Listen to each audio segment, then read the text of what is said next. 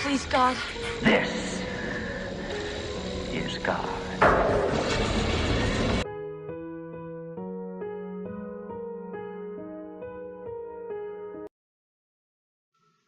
Hey guys, the Explorer 4 here, Horror Boy 465. Welcome back to some more reviews, and today I'm doing a review on The Prowler.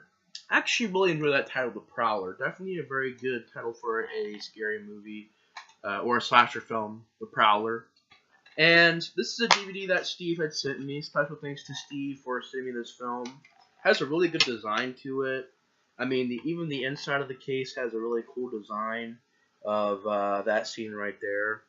And before I get into the review, before I forget about it, in case I do spoil this movie for some people, this is a spoiler review because this movie is a little old. It's 1981, so I'll be spoiling this movie. If you haven't seen The Prowler, you might not want to watch this review, but for older movies, I'll probably spoil them because they're older movies. But if you haven't seen The Prowler, definitely recommend it. Very, very good slasher film. But if you haven't seen it, I'm going to be spoiling some stuff in this review. So yeah, spoiler alert right there. Yeah, just a spoiler. That's good design for the case. It's actually from the end of the film right there. Very, very confusing shot right there. Even looking at it at the inside of the case, it's like very confusing. After you watch this movie, you'll know what I mean. It's just a very confusing shot. But yeah, you also got artwork on the disc by Blue Underground, which I do own the Blu-ray to Zombie from 1979. I own that Blue Underground Blu-ray. And they do some really good DVDs and Blu-rays. But yeah, there's even design on the disc. There's very, very enjoyable artwork. Really enjoyed the poster for the movie. I don't know. For the longest time, I've been wanting to see this movie because, first of all, directed by Joseph Zito. Now, this is the guy who directed Friday the 13th Part 4, The Final Chapter. I think he would go on to do a movie called Red Scorpion, if I'm not mistaken. He would go on to direct a couple other films.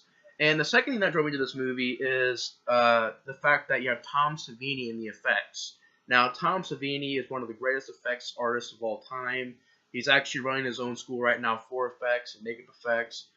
He's done effects for films such as Dawn of the Dead, Friday the 13th, Friday the 13th, The Final Chapter. So he did effects for 2 Joseph Zito movies. He did the effects for Texas Massacre Part 2. Lots of movies he's done effects for, and definitely one of the more stronger things in this movie is the effects. I mean, the effects are fantastic. But yeah, The Prowler. This is a movie that Steven sent me. He also sent me Terror Train, which I did a review on. He also sent me a box of Kong movies, which I haven't seen yet. But yeah, special thanks to Steve for sending me this movie. I could not wait to watch it. It was a movie that, you know, I have definitely been wanting to watch for a long time. So yeah, The Prowler. I just really enjoy that poster. Really enjoy the title, The Prowler. Definitely a cool title for the movie. And The Prowler, like I said, came out in 1981. It's a 6.2 on IMDb, directed by Joseph Z, like I said. This movie was actually a pretty fun, pretty good slasher film. However, there are some problems with this movie. I will say that. I do think that it is a very strong slasher film. And it surprised me because going into this movie, I heard a little bit about this film. You know, I heard about that either it was okay or it was alright or it wasn't much of a slasher film. So it was a movie I was interested in seeing, but you know, I've also heard a little bit of flack from it. But honestly, guys, I think it's a pretty solid film. I think there's not really too many problems with it. I think that, you know, the film's story, the film's idea of having this World War II killer, definitely a cool idea. Definitely a cool costume as well. The World War II gear, you know, it has the military boots, the military vest, and this helmet right here. He's wearing this sort of coat underneath of it. Really, really enjoyed that. Definitely a very mysterious and dark look for the character. I like the weapon choices as well. He uses a pitchfork, uses bayonets, and he uses like a little tiny sword thing, and like war knives and stuff like that. Combat knives, he uses that. He uses like bayonets and like a sword. So definitely a very, very cool, you know, weaponry from the killer. The kills are fantastic, which I'll get into in a little more detail here in a second. The acting wasn't too bad. You know, that's another thing I heard about this movie is that the acting wasn't too great. The acting wasn't too bad. Honestly, there wasn't really anything too terrible. At least in Terror Train, there was that couple that were horrible actors. You know, the jerk guy and his girlfriend; those were terrible actors. Here, not really any bad acting. Most of the acting was actually pretty decent for a slasher film. And this actually does come with some actors. It has a commentary with director Joseph Zito and Tom Savini, which you gotta check that out sometime. Has a Tom Savini behind the scenes gore footage, which is definitely very interesting. I seen a little bit of it a couple of minutes ago. Very interesting stuff. Has a trailer and poster and still gallery, so it does have some features. And you know, the movie is basically about. It starts off back in the 50s, and there's this girl named Rosemary who sent this letter to this guy who was across seas, and she basically broke up with him. And basically, he comes back from war, and there's this other guy dating his girlfriend, and he kills them, and it's a very brutal kill. Takes like a pitchfork and like shoves it through the guy because they're both like hugging and smooching and stuff like that. Takes the pitchfork, shoves it to the guy, and it goes to the guy's chest and to the girl and goes out through her back. So a double kill, pretty much, the pitchfork. Definitely an awesome scene. Very, very good effects too. And that death scene happens, and it takes place about 30 years later. It's graduation night. These kids are getting ready to go to this party, and I think it may be prom, if I'm not mistaken. If I'm not mistaken, I think it might be prom. It would look like prom, but I don't know. Maybe it wasn't. I don't know. I think it might have been a prom. It was either prom or a party these kids were going to. Because there was like punch and stuff like that, and there was music playing and dancing, so I think it might have been prom. I'm not sure. But that's going on. These kids are going to. But you got this lead girl and this lead guy. The lead girl is this girl going to the school, and this lead guy is a young deputy guy. Didn't mind the two lead characters. Chemistry between them was actually pretty good. Acting was pretty good. So the leads were actually pretty good in the film. The rest of the cast did a good job. I mean, you got not really memorable characters, but their acting wasn't too bad. Granted, they're not really memorable. I can't really tell you like any character traits about them, you know, at all. But they're not bad actors. They didn't annoy me. They were kind of forgettable, but they didn't annoy me. And pretty much, this killer comes back, or at least we think he comes back. And you know, going in this movie, I'm like, all right, maybe they'll do, because Terror Train and Slaughter High showed me that you could actually have a non-mystery surprise killer. No, you can actually have the original killer in the film, so I'm like, maybe it is. But no, it ends up being a twist once we get to it in the film. But it's pretty much, the rest of the movie is, you know, this killer is killing people, and he comes to the town, and there's some brutal deaths. All this party's going on. And you get some pretty creative kills. You get some pretty awesome gore effects. The movie, I think this movie is definitely, I don't know if I would say between this and, no, do I have Terror Train over? Yeah, I do. I would say between this and Terror Train, I would say honestly I lean more towards the Prowler. Even though I really enjoy this movie because Jamie Lee Curtis does a great job. Very, very awesome look for the killer as well. Very, very interesting setting. Very, very well done storyline. However, between the two movies, I honestly prefer the Prowler a little bit more because, you know, this movie does have great acting and stuff like that, but it also has very weak kills. It, you know, it does have where the killer doesn't really have a solid look. He just sort of switches costumes. This movie is more of a solid look for the killer, which is pretty cool. You know, I don't know. It just, me personally, if I would pick between these two movies, I lean more towards the Prowler. But then again, I still love Terror Train. It's still a very well done slasher film. But yeah. So yeah, still really enjoy Terror Train, but I prefer the Prowler a little bit more. But just very well done death scenes, very good effects. There's like a death scene where this guy, it's this right here, this scene right here, where he gets the freaking knife shoved through his head, and it comes out his chin. and he's like bleeding and stuff like that. And these death scenes are actually pretty extensive too. They last for a little bit. You know, there's blood going everywhere, and his eyes turn all white. Very, very creepy death scene. Very surprising. You guys really can't see it, but his eyes turn white. His eyes pretty much go in the back of his head. Freaking crazy death scene.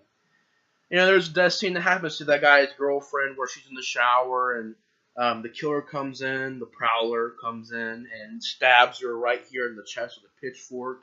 Very, very, really gory scene. There's also a death scene where this girl gets her throat slit, or at least like the knife. He like slits her throat and then pushes the knife back a little bit more, so the knife's like way back here. It's very, very gory death scene. There's a death scene where this girl has like a knife pushed right here into her chest. I think it was like pushed right. Actually, I think she got it pushed back into her neck like that. So that was pretty crazy death scene. And I'm trying to think if there's any more. There's actually a couple in this movie that talk about going in this basement of this. I think it might be prom. It's gonna go on a limit, say it's prom. During prom, this couple's like, "Hey, let's go in the basement and do what they wanted to do and score sexually what they're gonna do." And they even show them go down in the basement, but they never cut back to those teens. It's like they talk about going in the basement, they go down in the basement, there's shots of them in the basement, and then there's just a perverted guy watching them, and then it cuts away. It's like doesn't really cut back to them. If it did, I totally missed it, but very strange scene. I'm like, wait a minute, so what happened to those teens? They're off having sex and like nothing happens. They just cut away from it and never cut back to it again. It's like, what? So for some reason it focused on those characters and nothing happened to them, so I don't know. And the rest, because pretty much this lead girl gets chased by the Prowler, and she tells this girl who's in charge of the whole thing, and the school's pretty much on lockdown. And I would say the first two acts of the film are very well paced, very well lit, very well directed. I think Beto Studio did a great job in atmosphere. I think it's a very, atmospheric and well shot movie and well directed movie. Acting was not bad. It was actually pretty decent. Some really good special effects, some really good gore effects. The music was good, but the problem with this and Terror Train is that they really don't have the, signature sound to them. They don't really have that theme song. It's just like, it does have its own sounding score, decent one, so does Terror Train, but they never really have their own theme songs. Like, even Slaughter High had that, main theme song that was pretty good. The rest of the score is pretty much rip off of Friday the 13th. But, it definitely does have a good score, though it definitely is a very much of its own score. It sounds like it's from its own movie. But there's not really a theme song to it. It's just like a very atmospheric score, but not really much to it. But, like I said before, the first two acts of the movie are actually pretty fast-paced. And then we get to the end of the movie, it's like, the two lead characters are wandering around, looking for clues. They found a casket with this girl with her throat slit in it. They find out that this killer leaves roses behind when he kills people. Nice touch, gave the killer his own thing, his own idea. And, they found that this guy, or they suspect this guy who's in this wheelchair, and he ends up not being the killer. They go back to actually his place, and they find a corpse of Rosemary, or Rose. She was Rosemary, but they also call her Rose. But, they found the corpse of this girl named Rose, who I guess was the original killer's, girlfriend. And this killer knocks at the deputy guy, who's like the lead guy, chases the girl around, pretty good chase scene. Gets shot by this random character throughout the movie, just like a guy who you've seen like maybe twice, and gets shot by a shotgun. He's still alive, takes a shotgun, shoots the guy, and it shoots the guy and it's pretty good effect with the shotgun right here in the chest. And then the girl stabs him with a pitchfork in the back, and he's still chasing her, takes his mask off, and you found that it's the freaking sheriff. Like a very... Granted, it worked. It was definitely a twist, but, It's not really the strongest twist, but you know it worked for what it is. So the sheriff is actually the killer in the movie, not the original killer. He's actually a copycat killer. Kind of like My Bloody Valentine, where there was an original killer, then there was a copycat after that. Same thing here. There was an original killer, but this sheriff guy is a copycat pretty much.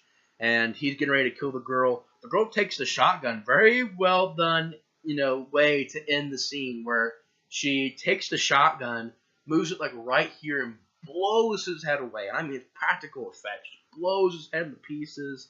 Very well done scene.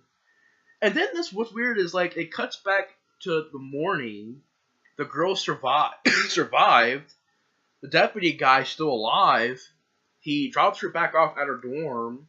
She goes into her dorm room and finds the girl who got a pitchfork in her chest and her boyfriend got the knife through his head and out here through his chin.